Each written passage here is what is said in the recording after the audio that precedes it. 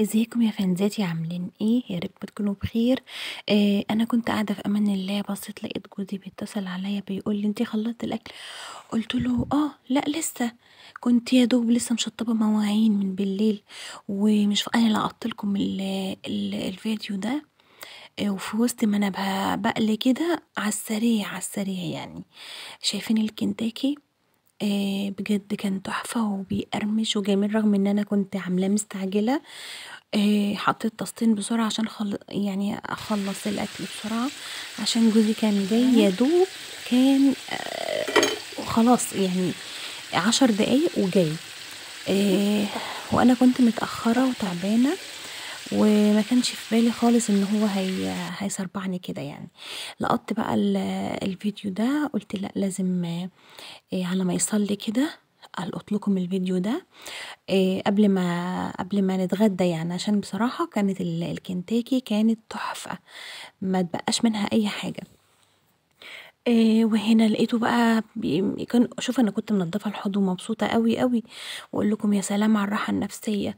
بدات بسرعه بسرعه بسرعه، حطيت طاستين على البوتاجاز، بسرعه بسرعه بسرعه جبت حله حطيت علشان غليت الميه عشان اسلق المكرونه. كنت عماله اقول لكم كيس المكرونه بقى ب10 جنيه، يا لهوي يا وقع سودا علينا ولا هنشوفه، ده احنا كلنا هنتقلى في القلايه. وبعدين احنا كان عندنا بقى فرخة، قطعتها وكنت طبعا عارف محلول ملح ومظبطاها ومجهزاها ومتبلاها. وبعدين قمت جايه بقى مظبطه بقى الدنيا كده على السريع. وكان عندي بهارات، اللي هو فيجيتار حار وفيجيتار بارد، وحطيتهم ودقيق. وطبعا الخلطة اللي هي بحط فيها اللي هي الطرية، اللي هو دقيق وبيضة وشوية مية وبيكنج باودر زي ما انتم شايفين كده يعني. سريعا سريعا سريعا عشان الحق، لان خلاص مكلمني وقايل لي انا خلاص يعني 5 دقايق واكون انت لسه ما اشتغلتيش. حطيت الطاستين وفي ثانيه.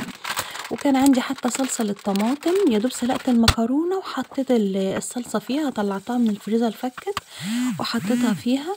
وجهزت بقى هنا الكريسبي والدقيق والفيجيتار، خلطتهم مع بعض.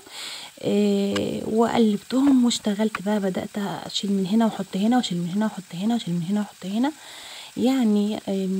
سريعا سريعا سريعا، لان قال انا لان جوزي عامل تكميم وما ينفعش ان هو يتأخر على الأكل يعني، لأن لو كل على جوع يا جماعة بيقوم مرجع وجايب اللي في بطنه كله، فلازم أخلص بسرعة بسرعة. فأنا طبعا كنت مجهزة الطاستين. أول طاسة طبعا الطاستين سعفوني سعفوني يا جماعة، خدوا صح إزازة زيت، خراب بيوت قلتم مصوت يعني زمانكم بتقولوا الوقت ده احنا أغنياء أغنياء. أيوة يا جماعة احنا أغنياء أغنياء، غنينا إزازة زيت مرة واحدة راحت في يعني كده راحت طارت.